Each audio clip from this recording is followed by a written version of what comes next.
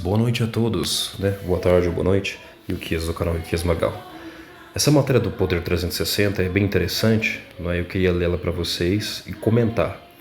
Relações entre a Arábia Saudita e Israel motivaram o Hamas, diz Biden. Os Estados Unidos já mediavam um acordo, né, para que sauditas reconhecessem o território de Israel em troca de um apoio militar do governo norte-americano à nação saudita. E ele acha que, né, o Biden disse, o motivo do que eles fizeram não foi o Hamas, foi o Irã. O Irã é que está os impelindo a agir dessa forma, porque o Irã é contra que haja paz entre o mundo árabe e Israel. Por quê?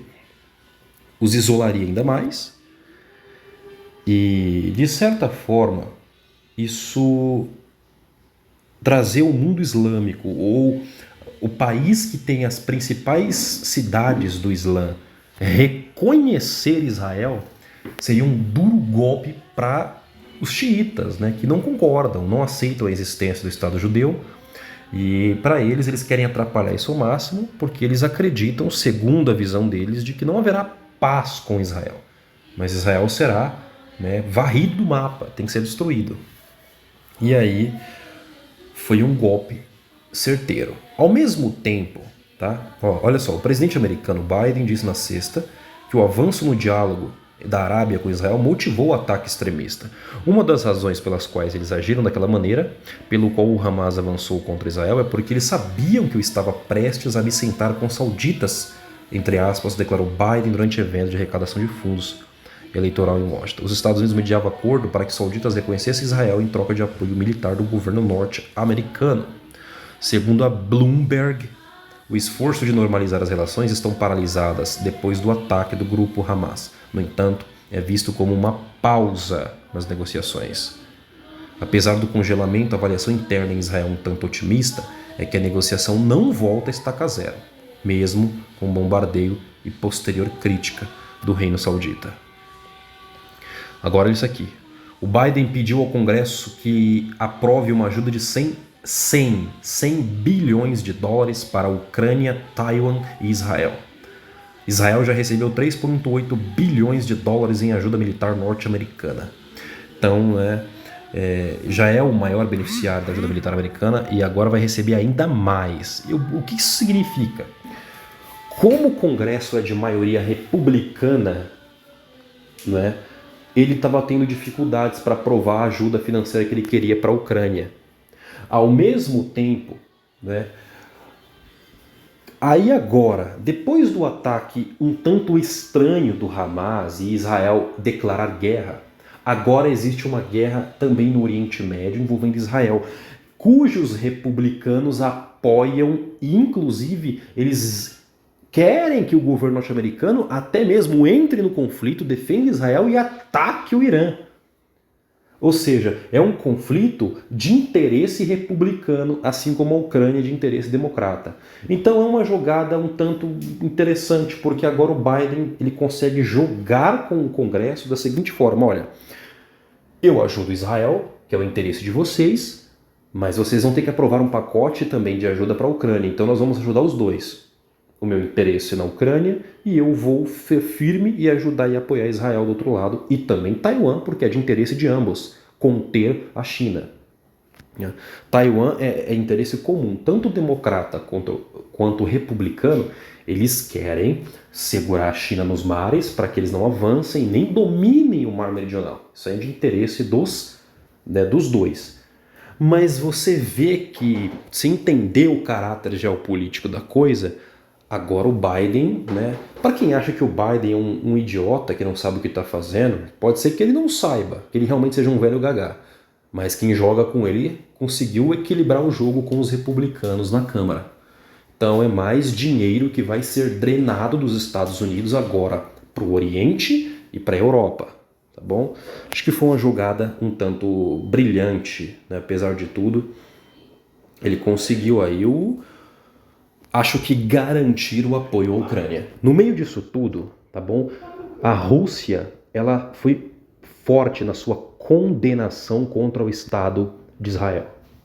Né? Apesar de haver um acordo de cavalheiro entre o Netanyahu e o Putin, que o Israel ataca na Síria e a Rússia não atrapalha, A Rússia se mostra muito a favor do Irã, não condenou nem mesmo o primeiro ataque do Hamas, nem chama o grupo de ser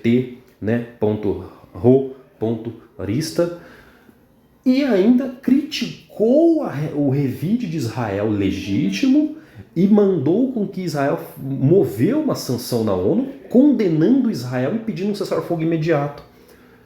Ou seja, isso deixou muitos políticos dentro do Likud, do governo israelense atual, muito irritados com a Rússia. Inclusive, alguns membros do partido do Netanyahu, o Likud, disse que assim que Israel terminar o seu conflito em Gaza, eles vão dar total apoio, inclusive com armas avançadas para a Ucrânia contra a Rússia. Olha o que está escalonando, irmãos, olha o que está criando.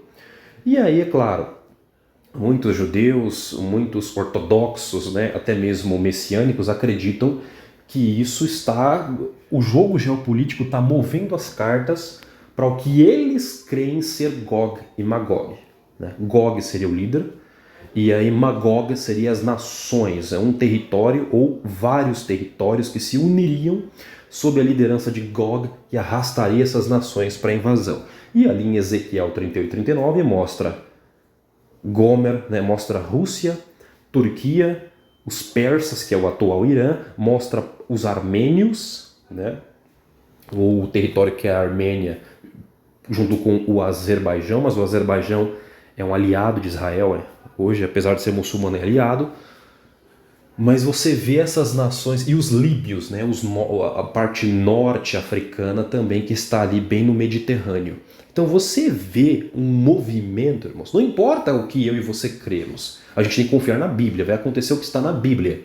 Mas esses homens que estão no poder em Israel e no mundo, eles têm uma crença, e eles estão trabalhando, tá bom? Hoje você precisa entender que o governo de Israel hoje é majoritário de judeus religiosos, inclusive religiosos ultra-ortodoxos. Eles acreditam em Gog e Magog, que o Mashiach vai salvar Israel, e este Mashiach virá e vai reconstruir o templo.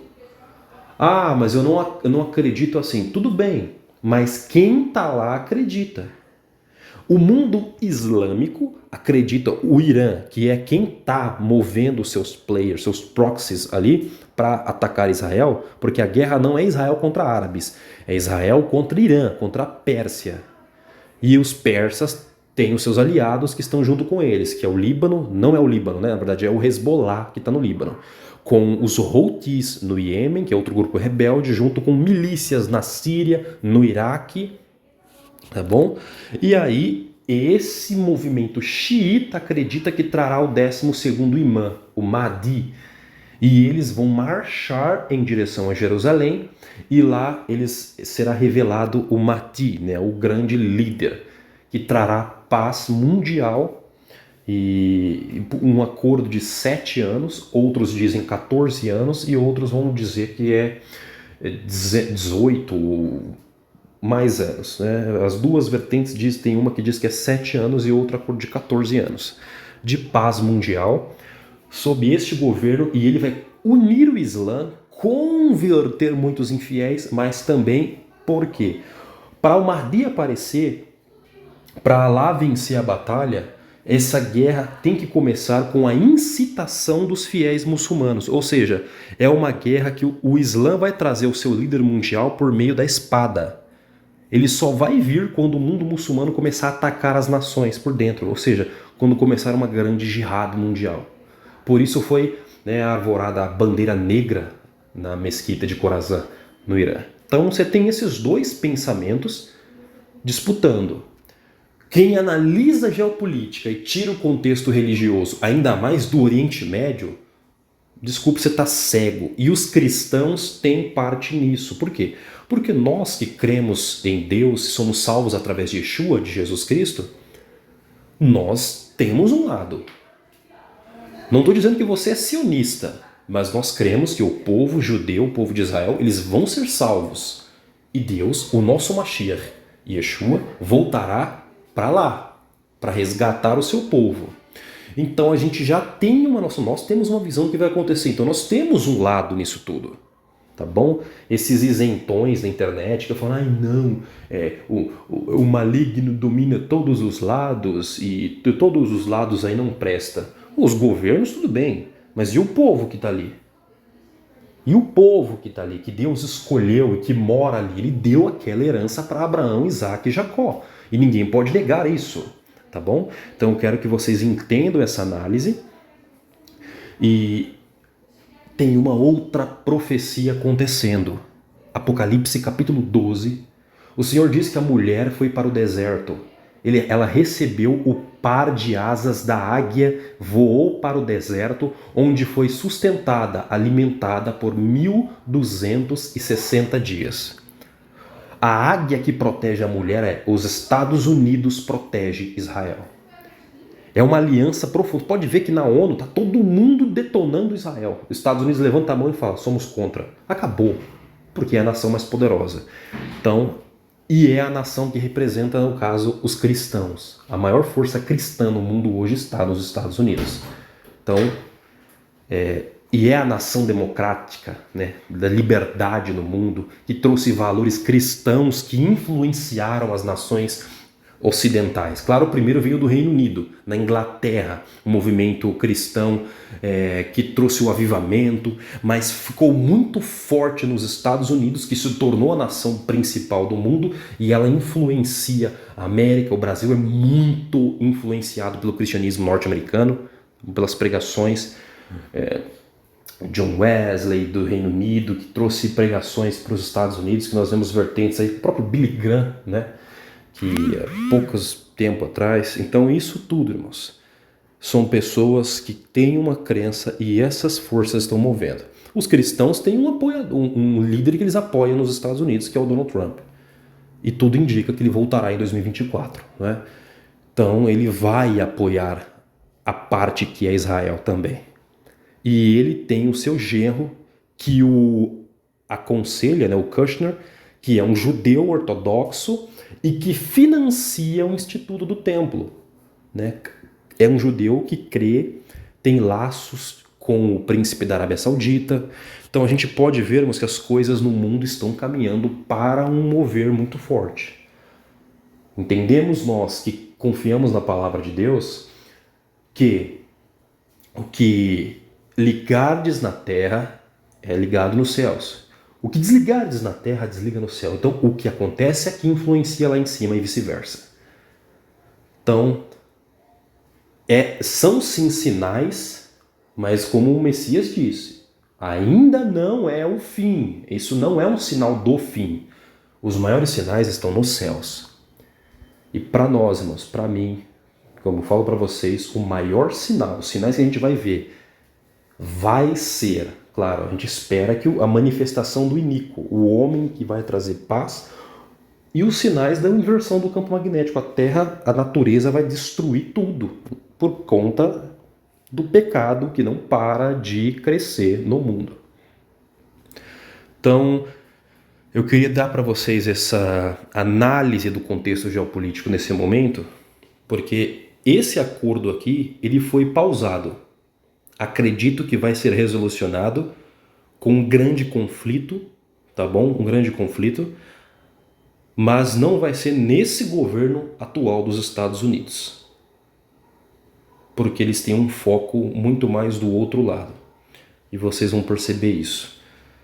Quando o outro surgir, que é um forte apoiador de Israel, mas não tanto da Ucrânia, a Ucrânia aí pode ser usada como uma moeda de troca por uma vitória de Israel no Oriente e a sua imposição da sua ideia, que os judeus ali acreditam, e a Rússia retomar os seus territórios da antiga União Soviética na Europa.